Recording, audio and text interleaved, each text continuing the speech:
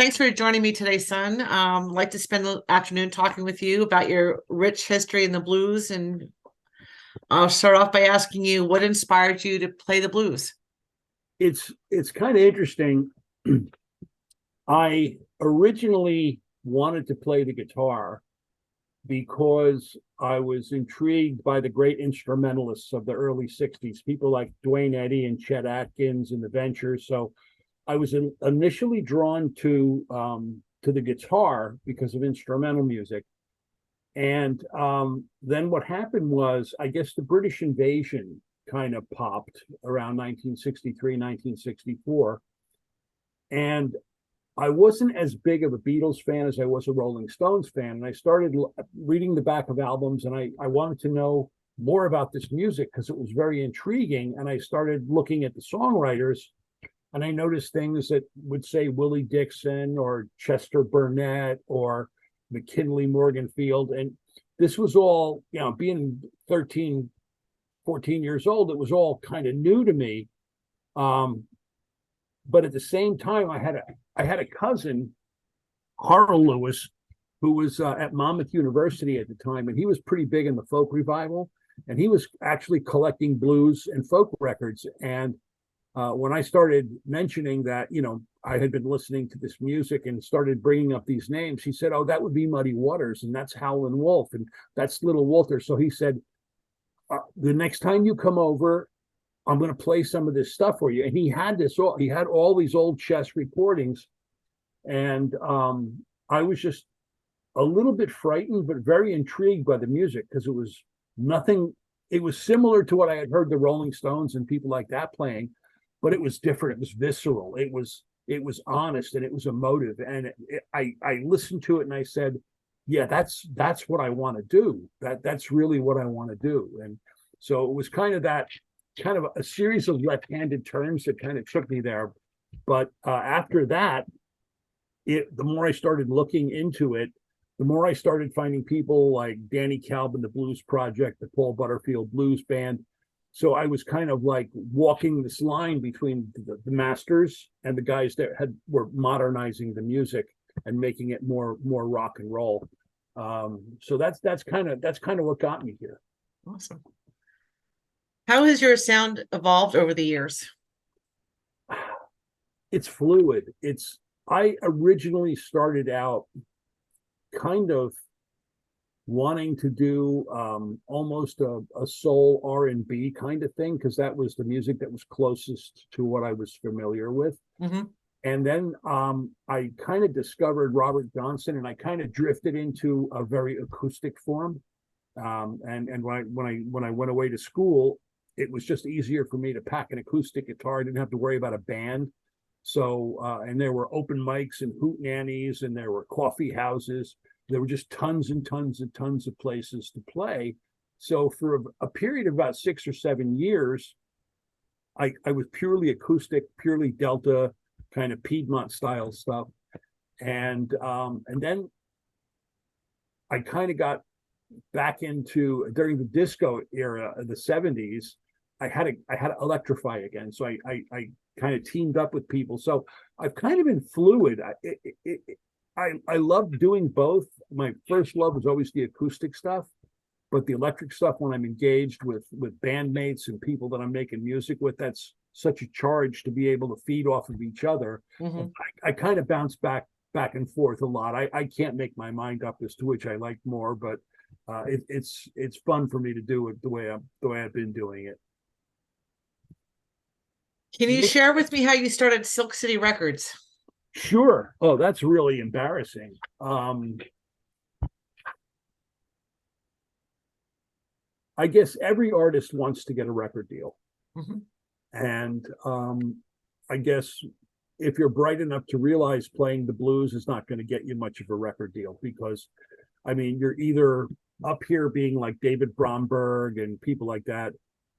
They're getting, and there's precious few labels that were signing blues artists, and even fewer blues artists that were being successful. I mean, I think about this. Even Ry Cooder got released from Warner Brothers for not selling records. So it was hard. And I figured the only way I was going to get product out there was to basically self-release it. And I wanted to do it as credibly as I possibly could. So I did some homework, and I said, if I'm going to release this, I want to do this like a business person would do it. And I started this company, and I got registered as a company sole proprietor with the state of New Jersey. And I decided that I was going to self-release my stuff. And I did about 3 or 4 self-releases that were pretty successful. The first one was in vinyl, the rest were cassettes. And then friends of mine would come to me and say, hey, you've done this, and we want to do a recording as well. We want to do a cassette recording, or we want to do a CD. So could you help us, since you've done this a couple of times? So I started out basically by helping my friends kind of as a co-producer and helping them put stuff together. And then the farther we got down that road, and I think I guess the first guy I worked with was Joe Taino, and he said, hey, as long as we're doing this, why don't we release my cassette on your label? And because he said, I would really love to have a label name on my cassette. It was more credible for the other artists. So what originally started out as something just to promote my work then ended up being kind of a alliance or a cooperative amongst friends, that everybody decided, hey, we're gonna co-produce, we're gonna put the stuff out on Silk City. So it kind of grew from there. And then I got approached by a couple of, with the internet, there was a group called Blues L, or the Blues List. And they reached out to me and said, hey, we're thinking about doing a compilation CD of all of the artists that participate on this blues list on the internet. Could you put something together for us? And that was my first compilation of complete strangers, and that was really exciting. And from there, I guess the next projects were basically blues societies started finding out. We did a couple of CDs for the United Jersey Blues Network. We did a couple of CDs for the Connecticut Blues Society. And it kind of grew from there to the point where we were then, I guess, at a size where we could then afford to start self-producing things and paying for it ourselves. And it's kind of grown from there. We took a bit of a hit during the pandemic, but Silk City is still out there. We're still releasing stuff. As a matter of fact, we just got a placement of Otis Spahn's song in a new movie that's coming out called The Featherweight, which is a Hollywood movie about a middleweight boxer named Willie Pep and his comeback in the 60s. So we're still a going concern. We're pretty happy with it. That's great. I saw that one of your you had recorded Otis Spann. Yes. How did that happen? I mean, that's awesome. I have to tell you, this is a great story. I did a CD in 1996, and I had met this gentleman who was Muddy Waters' manager. His name was Bob Messenger, and he lived in Verona, New Jersey. And of course, when he told me what he did, we didn't believe him. And then I ran across his name in a book where it said, yeah, Bob Messenger, who was managing Muddy at the time. So Bob and I became friends, and he actually co-produced my first CD, Next Train Smokin', which we got a grant from the National Endowment for the Arts to do because of my meeting Bob. And Bob was, I guess, pretty old at the time when I first met him, and he asked me to do him a favor. He said, could you help me come and clean out my garage? So I said, sure, no problem. I was still pretty young at that time. And we're going through his garage. He was cleaning some stuff out, going to take it down to the Salvation Army. And I found one of those, I don't know if you remember this, because I know you're pretty young. There was a carrying case for 45 RPM records. And this one had a picture of the Monkees on it. Okay. And when I picked it up, there was something flopping around inside. So I opened it up, and there were 5 open reel, 7-inch open reel cassette, 7-inch open reel tapes in this box. So I said, Bob, there's some tapes in this box. What are they? And it's something you want to keep? He says, gee, I don't know. I have no idea what they might be. He goes, but you've got the Akai tape deck at your studio. Why don't you go back and listen to them and let me know what they are? And I said, okay. So I took them home and threaded up the first one. and I hit the play button. I played exactly 18 seconds. And I remember this, it was exactly 18 seconds. And I hit the stop button and I called Bob on the phone and I said, did you have an unreleased tape of Muddy Waters? And he went, oh, so that's where that went. So anyway, in this box of 45s, there were 5 open reel tapes. One was an unreleased live performance by Muddy Waters from 1967. One was a tape of Otis Spann live performances from around the same period of time. It was the same tour.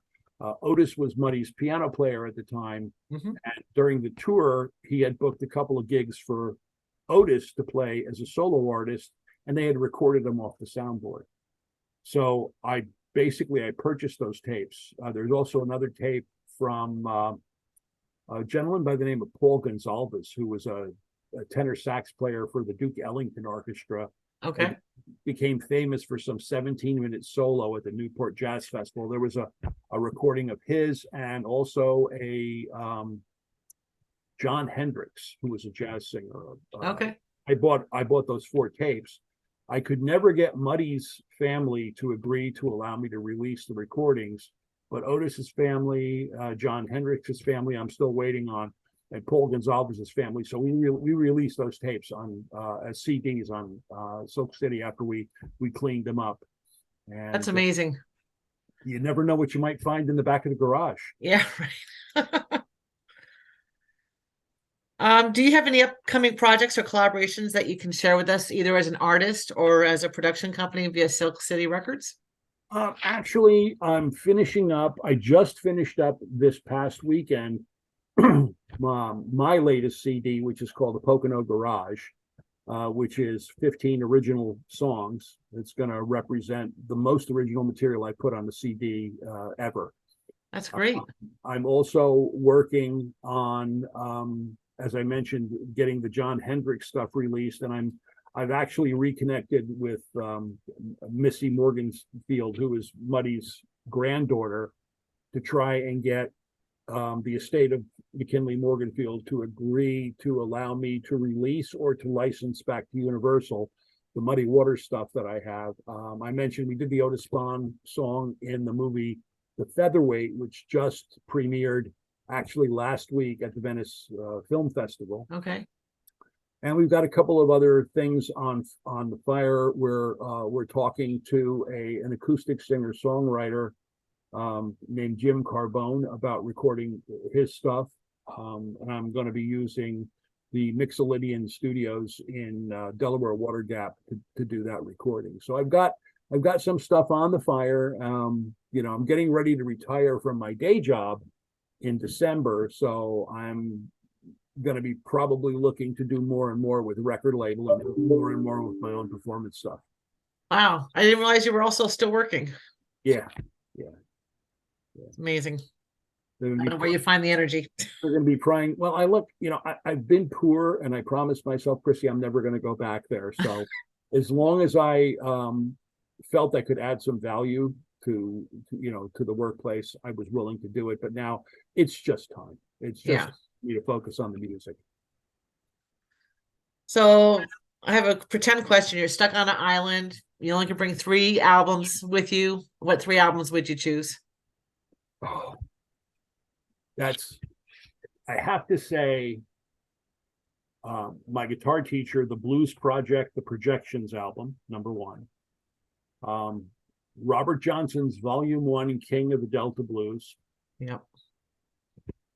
And the chess version of Little Walter's Greatest Hits. All right. I'm not a harmonica player, but I love Little Walter to death. If there was a guy that breathed life into the blues like nobody else ever did, I would have to say, for me, that's Little Walter. I agree. Do you have any funny or interesting stories from prior gigs that you'd care to share? I had the pleasure of back in 1972, I was managed by a gentleman from Elmwood Park, New Jersey, named Bob Frost. And Bob called me up and he said, I have an opportunity. It's not a lot of money, but would you be interested in opening up on an 8-city tour for some blues singer named Sleepy John Estes? Who? Sleepy John Estes. Oh my gosh. So he was one of my heroes. And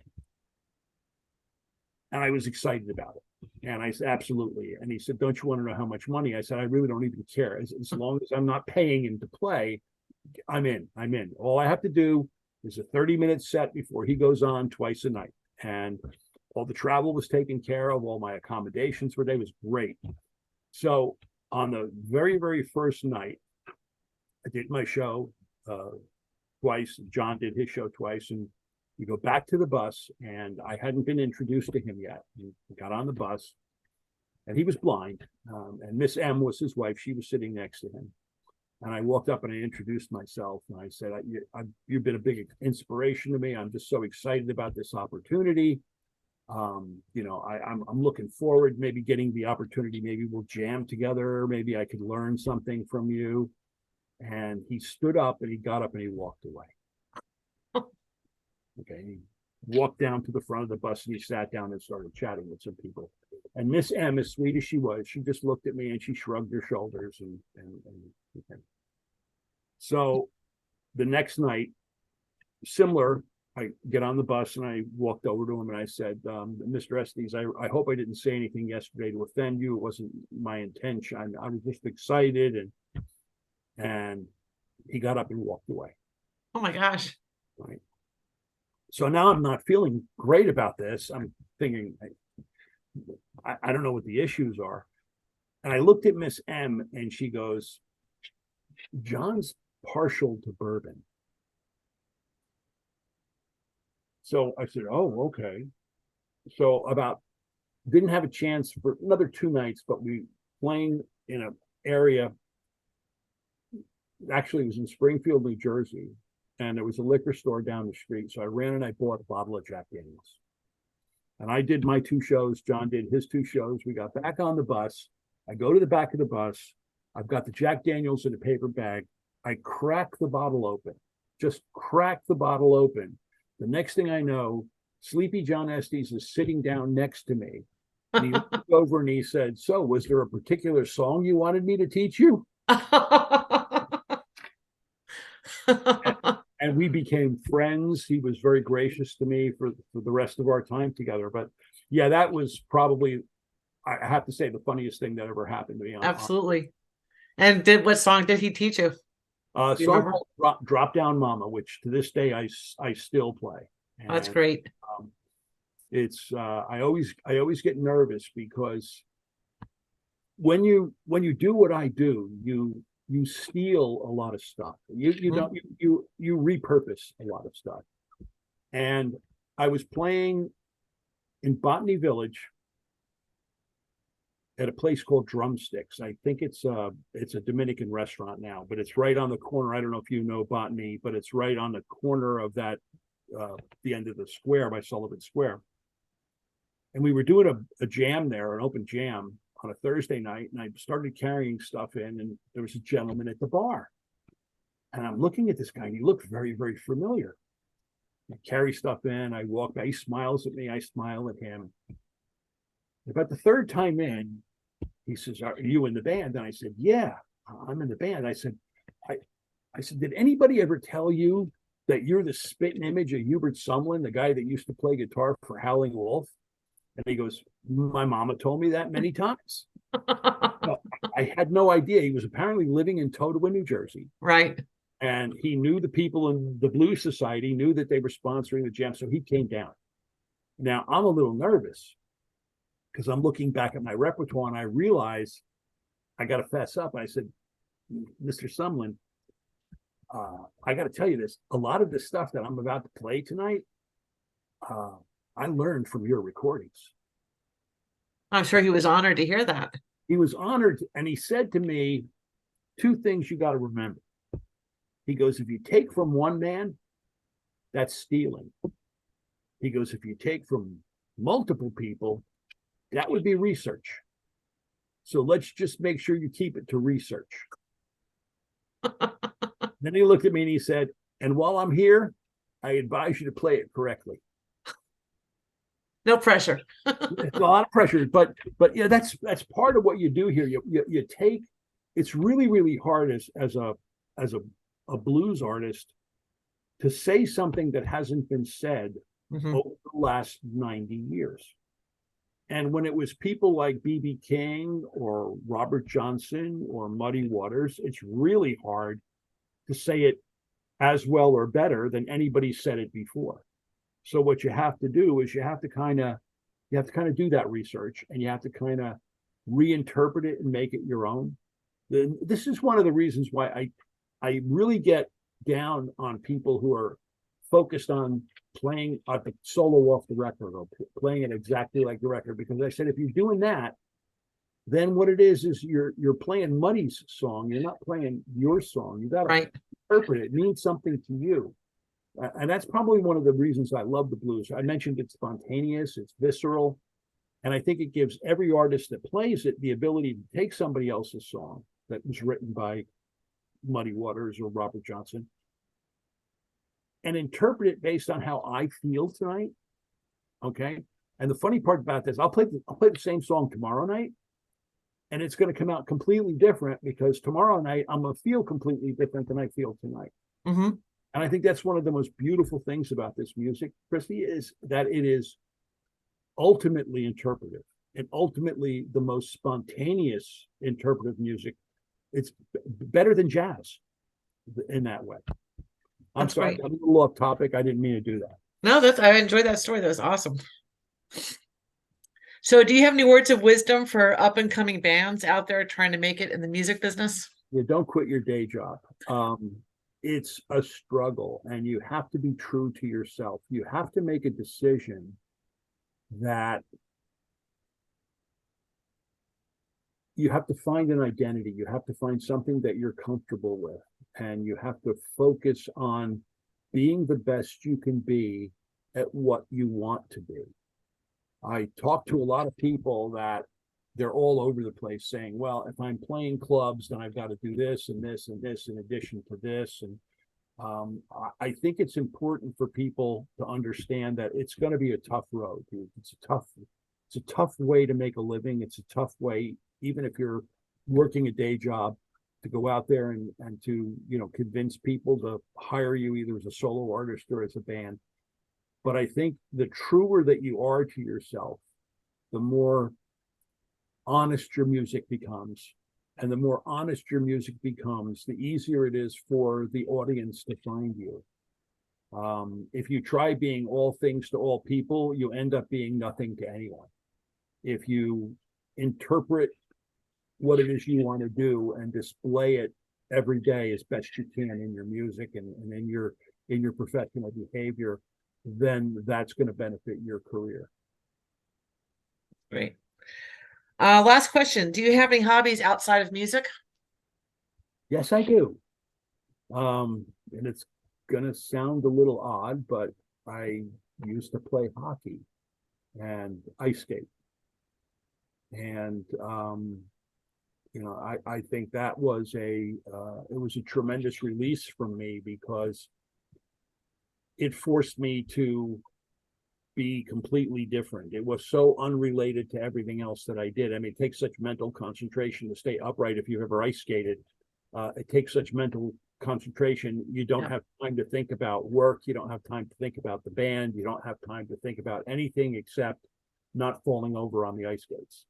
So that's been a lot of fun for me. And I think I'm kind of blessed in that. I mean, I do that. I don't play hockey as much, but I still skate a lot. But I'm blessed because if I have a few free moments, I run into the studio behind my house and I'll mix for a little while, or I'll record for a little while, or I'll just write down some snippets of some music. So a lot of what I do because I love it, and because I love it, I do it for relaxation. So a lot of my hobbies are different ways that I employ my musical abilities. That's great. Yeah, I'm looking forward to hearing a new release, Pocono Garage. Yes, I'm hoping to have it's already mixed. I just have to master it, which I'm hoping to get done by the end of next week. And then we're going to actually be pressing some CDs, because this is the funny part. As streaming as the world has become, I've talked to DJs all the time, and I say, how do you want, I can give you high resolution MP3s, and they said, can't you just mail us some CDs? They're still old school. Because it's old school, because they're going to want to sit there, they're going to want to, I mean, they just want to deal with a stack of CDs that they take into the radio studio or wherever they podcast from and plug them into the machine. But I think that's kind of hysterical, because as you know, I still sell CDs at gigs from time to time, not as much as I used to, but I was very surprised to find out that most of the blues DJs out there are still looking for, can you send me a physical CD? I want to. Yeah, I personally still like CDs. I like looking at the artwork and reading the cover and the liner notes. I think it's an important part of the. That used to be part of the experience, right? Yeah. I used to have albums that, I still do. Yeah. And to me, holding up the album and reading the liner, that's how I found, again, I come back to something I said earlier. It was reading the liner notes that told me, who's Chester Burnett? Why is he writing songs for Cream? I mean, who wrote this song, Little Red Rooster, for the Rolling Stones? Willie Dixon. I wonder if he works for this. I mean, had I not been for the album notes, I may not have gone here. Yeah, that's amazing. Well, I want to thank you again for inviting me to the interview and flattering me. And I feel really, really honored to have been. I feel honored. Thank you. Have a great day. You too. Bye-bye. Bye.